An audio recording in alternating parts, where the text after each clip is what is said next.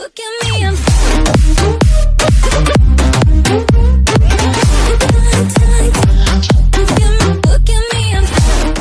Eli Manning's reward for starting 222 consecutive games for the Giants, including 2 Super Bowl victories, is a trip to the bench in favor of Geno Smith. Although Manning took Tuesday's shocking news like the unflappable pro he is, expressing he'll remain ready to play for the Giants when needed, it's clear they don't want the veteran QB anymore. Manning, who turns 38 next year, is in the midst of a second straight season of struggles. His support system in New York has dwindled, led by injuries to wide receivers Odell Beckham Jr., Sterling Shepard and Brandon Marshall. New York's running game remains limited, and its offensive line continues to shuffle. The on-Eli defense regressed to the point that Manning's mediocre play has become more glaring than it was during the team's 2016 playoff trip. More Giants coach Ben McAdoo explains decision to bench Manning, but Manning, as durable as ever, still can be of service to a potential contender near the end of his NFL line. Assuming he plans to extend his career into 2018, it's almost certain it will be for another team. The Giants are turning to Smith now, but they are really working toward rookie third-round pick Davis Webb being their future. But what might be ahead for Manning? Here's a look at the 3 best possible places for him to play next season. 3. Minnesota Vikings. Given the fact that a lot of teams are set at quarterback, either with veterans who still have plenty left, or rising young stars, Manning won't have too many options as he looks to start for a winner again.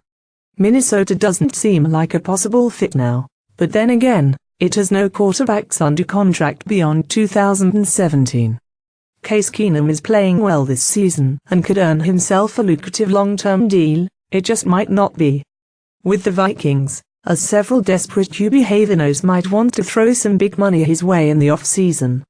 Sam Bradford actually would cost the Vikings more than Manning, and has a hard investment to make given his history of knee injuries. Keenum keeping Teddy Bridgewater on the bench makes the latter just as risky to resign, as the Vikings still have no idea what kind of passer Bridgewater will be when he sees the field again. Novick Giants put Manning out of his misery with benching then there's Manning, who has never had any durability issues. He would get everything he doesn't anymore with the Giants, a sturdy offensive line, a good running game that will have Dalvin Cook back and a deep, cohesive defense on every level. And in wide receivers Stephon Diggs and Adam Thielen, there's little drop from what he had with Beckham and Shepard, if any. From the Vikings' perspective, it would need to be a sure-theme deal, combined with drafting a potential successor. Because in the Manning scenario, Keenum, Bradford and Bridgewater would all be allowed to walk. It's sneak a good landing spot for Manning with a team not far from a Super Bowl run. 2. Denver Broncos. John Elway squeezed a big rebound from Eli's big brother Peyton, getting the most prolific and efficient season of the future Hall of Famer's career. The Broncos are now down to a shaky, inexperienced carousel of Trevor Siemian, Brock Osweiler and Paxton Lynch at the game's most important position. With Jimmy Garoppolo no longer available and Kirk Cousins headed that way in Washington, Manning might be the only veteran quick fix out there for Elway in 2018. Eli, however, will be 2 years older than Peyton was when the older brother signed with Denver post-neck injury in 2012. Still McAdoo running out of people to use as shields. There are many of the same issues with the Broncos that exist with the Giants, but you can bet Elway will only be more aggressive in getting the necessary personnel and coaches to correct them. The question is Denver capable of reloading, or is it more into rebuilding? The latter would represent a different mindset than that of 6 seasons ago, when the Broncos were only one competent QB away. Eli Manning would inherit 2 good starting wide receivers in Demaryius Thomas and Emmanuel Sanders, and possibly a special young left tackle in Garrett Bowles.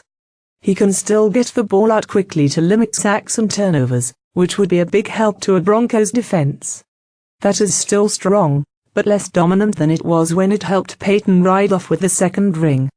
Beyond the convenient storyline of deja vu, there's some sense to Eli getting a mile high to finish his career. 1.